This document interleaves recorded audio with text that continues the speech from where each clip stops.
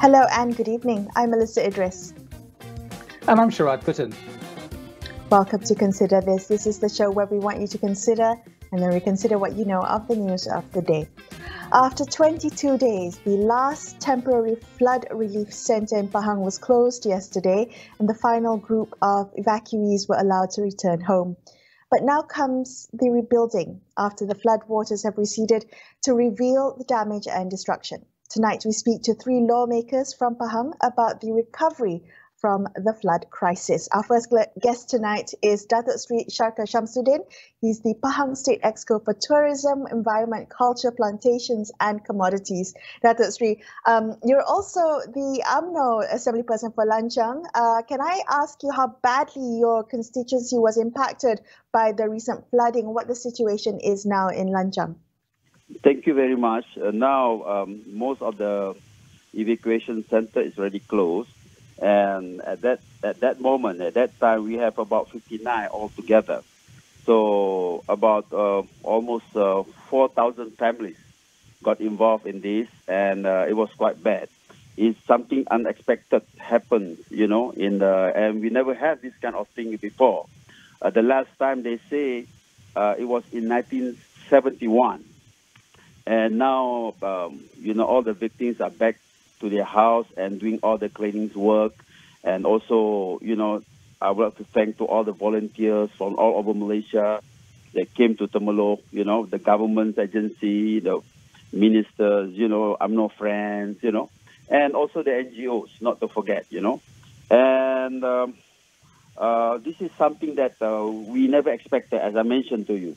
In terms of preparation, I think Pahang State, this is more like a annual event to us. Every year we have a flood when it comes into monsoon season. But this time is really unexpected because the rainfall, it was the volume of water, the water that fall, they say it's like the 1 week of the water volume is something like for the 1 year volume of water. So we can expect that no river can take that kind of water, So that's why it was really bad. And now we are back to, as I mentioned to you, everybody is back to their home and try to start their life again. Can I ask you if Pahang has a water management system or flood mitigation system that can anticipate, create scenarios where you have extraordinary rainfall in order to create plans for action if, even in the rare instance that you have such heavy rainfall, it does happen. Are there such systems in place in Pahang? Well, I would like to let you know that there are few places in Pahang, and also I'm talking about in my constituency. We consider as a flood prone, and one of the places in Mentakap, actually the government has already tendered out for the first phase to do the flood mitigation for that area, for the Mentakap town, and then the second phase will be on the upstream, close to close to Lanchang, where another 50 million is going to be constructed after they finish the second phase, the first phase. So actually, this is something which is, as I mentioned to you, it's very devastating rainfall, and actually it's not really from the monsoon.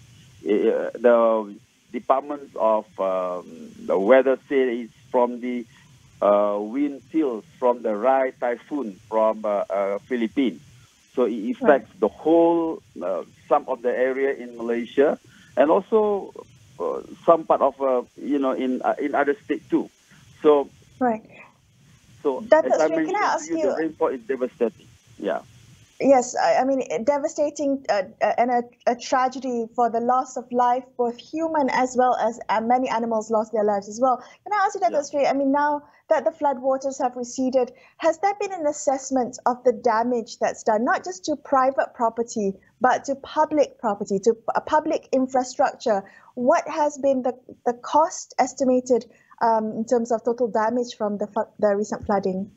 We cannot at this point of time, the amount, we are still doing the what we call the calculation, still doing the calculation. But I think this time is quite big, compared to before this. So that's why there's a lot of house, being what we call loss of the houses, and then the water level is very high. I think it's a lot. I don't have the right figure that I can mention to you because I cannot say 200. I think it's a lot. It's a lot. But do you see that's straight in your constituency? Do you see a lot of damage to public infrastructure, that's to a lot roads, of damage. to bridges? A lot of damage. The bridges, especially for the small stream, the small river, they're connected from village to village. And that those kind of bridge, there's a lot of damage on the bridges, and at the same time also the road and landslide, those kind of things. So that's why we are still doing the what we call doing the calculation, doing the and to know, right, the exact amount of damages. Right.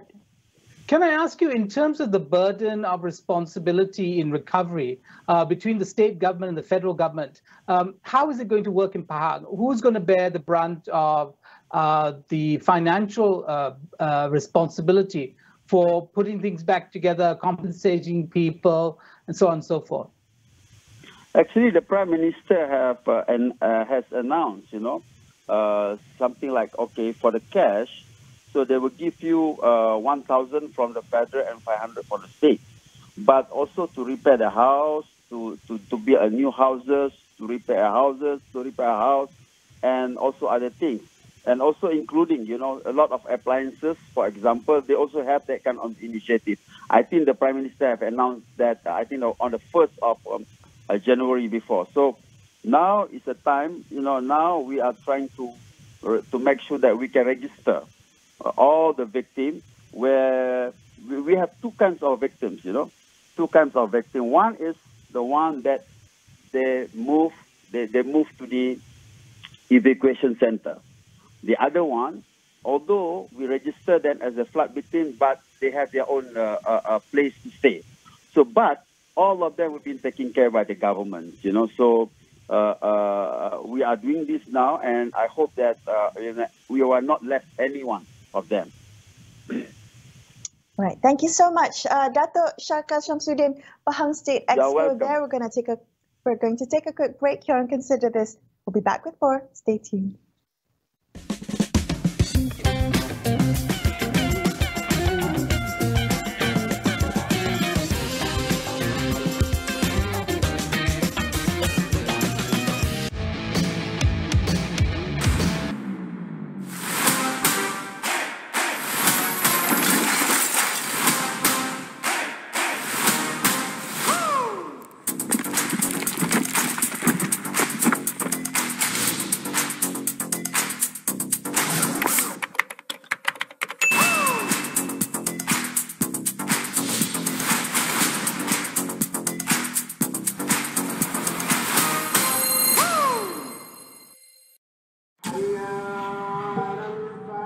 Amanah di tangan kita. Adat, budaya dan semangat menjadi kesinambungan perpaduan tanah air yang tercinta. Berteraskan adab yang terpahat di jiwa dan raga. Marilah bersama kita membina negara Malaysia. Untuk memastikan Malaysia ada ke depan kita boleh maju. Induknya adalah Melayu. Balik kepada Islam. Orang yang membuat polisi.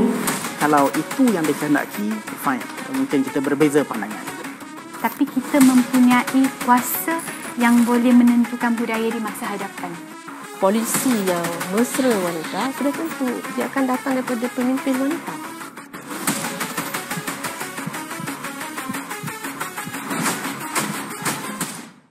Asrama Mahat Tahfiz Ja'abal. Bila sentuh soal berita,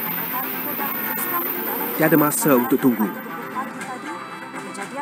Kepada anda kami bawakan fakta, susulan dan kupasan yang terkini.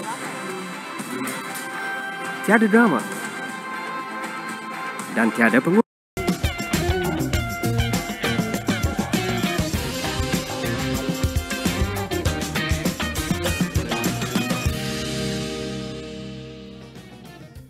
Hi, you're watching Consider This. I'm Melissa Idris. With me is Sharad Kuttan. If you've just joined us on the show, we're speaking to 3 lawmakers from Pahang tonight to find out exactly the needs of their constituents in the aftermath of the flood crisis. We speak now to Fuzia Saleh. She's the PKR MP for Kuantan. Fuzia, good evening. What is the situation for your constituency now post-floods? How badly were they hit?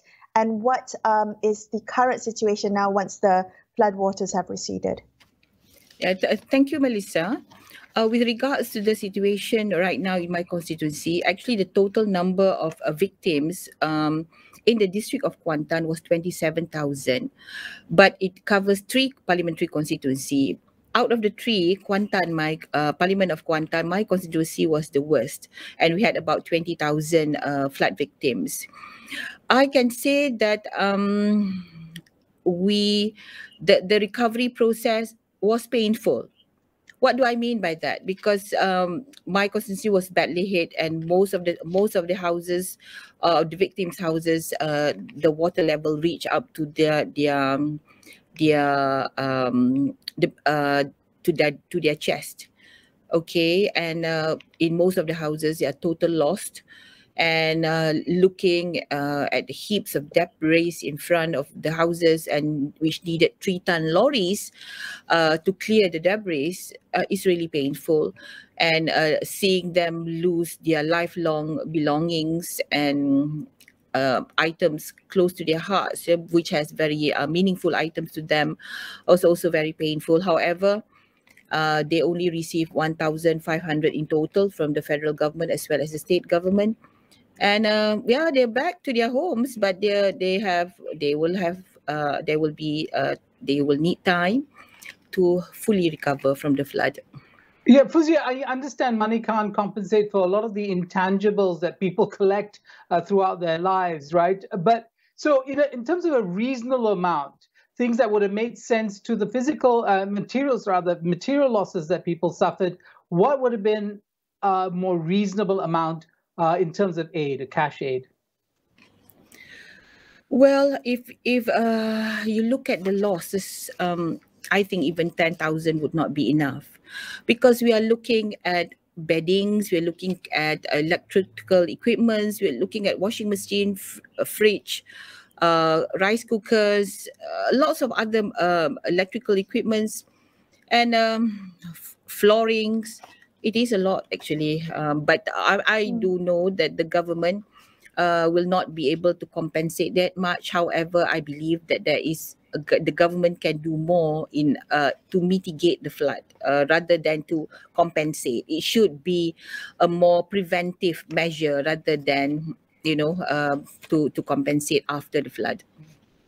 Can I ask you what you believe to have been the issue here? We understand that it was extraordinary weather, continuous raining, heavy rains, but what do you believe to have been the cause of the crisis, being as severe as it turned out to be? Yeah, well, Kuantan is a low-lying area, and every time the monsoon season comes, you're very cautious. Every time there is high tide combined with heavy rain, there is usually some rise in the water level. That means the flood water, the river will overflow, and usually it will reach the homes. But usually it will be just about 1 inch or 2 inch, and the people will have time to raise up the furnitures and so on. So what happened this time around? Number one, there's an extraordinary amount of rainfall. That's for sure. But on the other hand, what we could have done better was we could have maintained the monsoon drains better. We could have been more prepared before the coming of the monsoon season. Usually in a few years, many years that I've been MP, the complaint that I receive is that JPS does not have enough budget from the federal government to do their maintenance. So a visit few days before the heavy floods, before the heavy rain and the floods, the bad floods, I was on site and I looked at the monsoon drains and it was clogged with rubbish, trash, even furnitures. And I think that could have been avoided. Fuzia, there's been a lot of talk about environmental degradation in Pahang, deforestation on a large scale and so on and so forth. Do you think that contributed to the flooding in parts of Pahang? I mean, not just your area, but in other areas in Pahang? Yes, I do believe so, Sharat. I believe that we have to be more cautious of the excessive clearing of land upstream to rivers, because the excessive clearing of lands upstream to rivers can actually cause more leachate, runoff from those land into the river, and the inability of the trees, the soil, to actually grip the amount of water that runs through it. So Pahang, as there was in the annual report for the Jabatan Perhutanan Negeri, the State Forestry Department, and it was in the audit of the Federal Forestry Department, which mentioned that the amount of forests that have been changed status to agriculture has exceeded the amount that is allowable. Because in Pahang, actually the amount of rainforest that you can actually change status to agriculture is about 80,000 hectares, but we have reached nearly 120,000 hectares right now. So I believe that upstream on higher grounds, these are areas that we have got to be more cautious with regards to excessive clearing of the land. We also have got to be more cautious about how we mine the sand in our rivers, because when there is excessive mining, then the river banks will actually slide down. Right. You see, and we have to be very, very careful of this, because the river will become shallower, not deeper, due to river sand mining. So these are things that we have got to be careful, because if we don't look into specific laws, if we don't look into specific acts, and the state have got to be very, very conscious about this, must have the political will to look into stricter laws and stricter enforcement, I believe that we may be facing this more severe floods in the future. In fact, if we look at the climate change report, the whole of the towns near the sea, like Kuantan, may even be drowned in the year 2050. So we do have to mitigate now. We do have to adapt to the climate change. We do have to do what's necessary. 1,000 compensation, 1,500, even 5,000 is not enough. We have to take preventive actions, and that needs a lot of political will.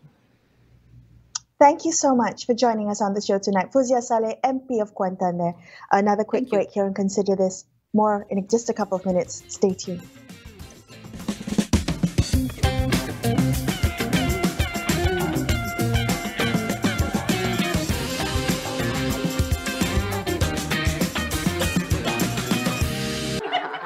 Rasanya saya dah jalankan tanggungjawab saya.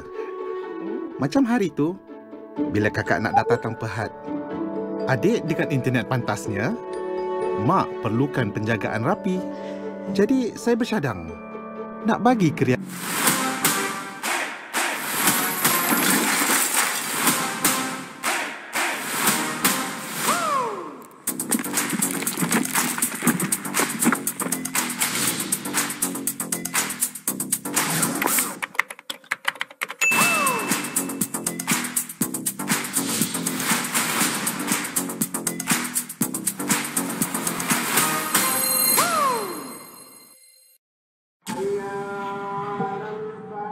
Amanah di tangan kita. Adat, budaya dan semangat menjadi kesinambungan perpaduan tanah air yang tercinta. Berteraskan adab yang terpahat di jiwa dan raga.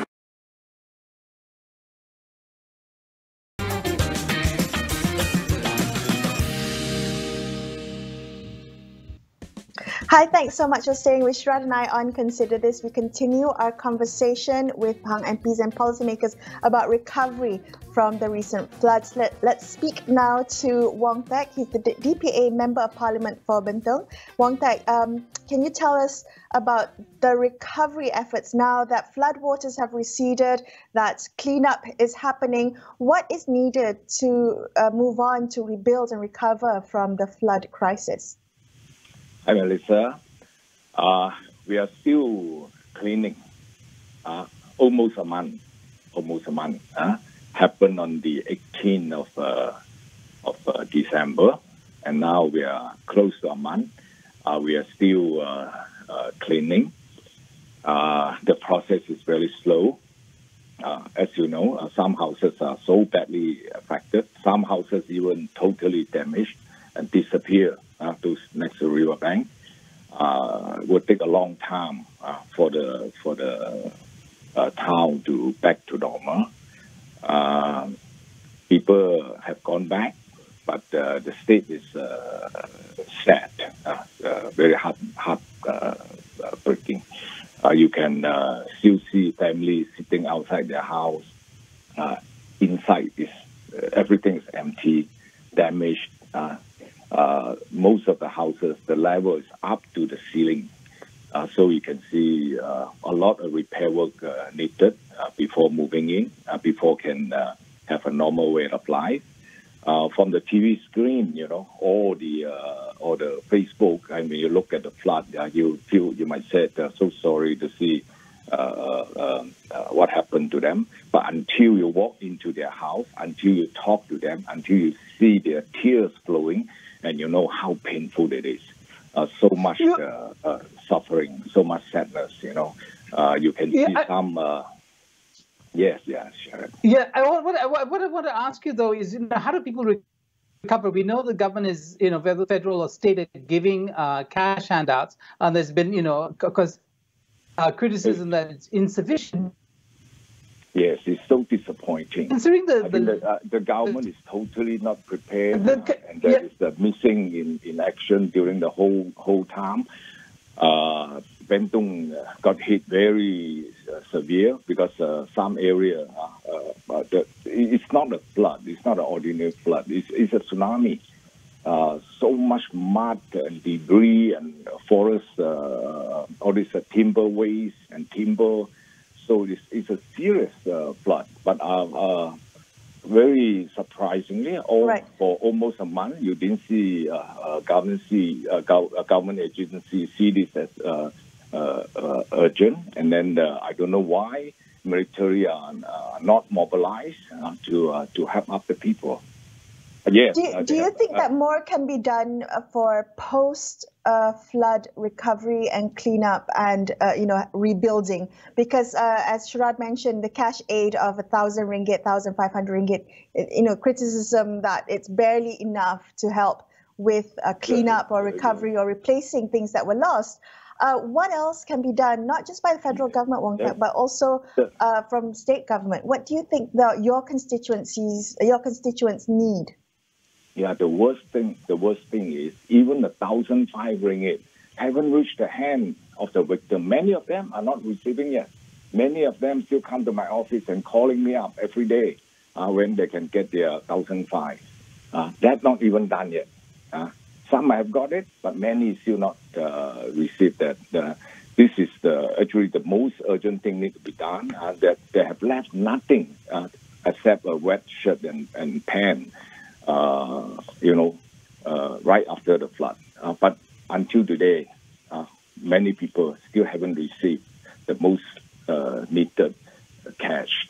To rebuild the house will take a long time, At least so much damages, not just the house, also the road, infrastructure. And this few days, the dry weather set in. And you can see the all affected area like a dust bowl, People are living in terrible, horrible situation, Can I ask you, how have livelihoods been affected by the floods? People's jobs and businesses? Sorry?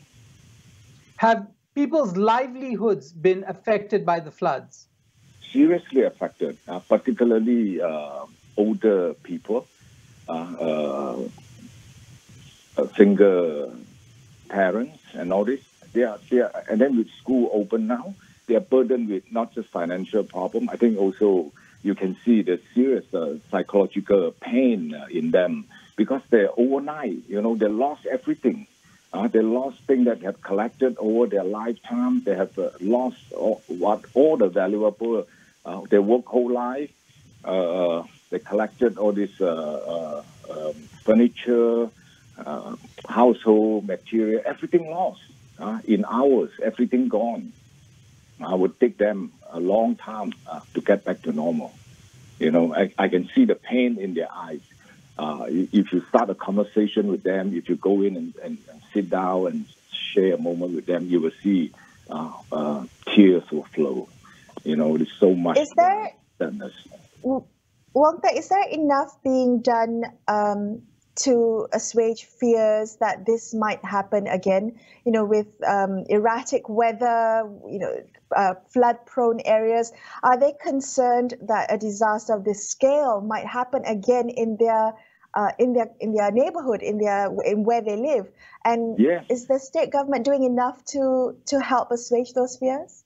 No, I think things will happen again. You know, climate change has set in, and things will happen again. And the way we open up our land, the way we practice agriculture, the way we open up forests, even though the state government said there's no logging going on, but according to the local residents, there are thousands of acres have been opened around Pentung area recently. And also, I think over the years, with cumulative effect, you know, for the last 10 years,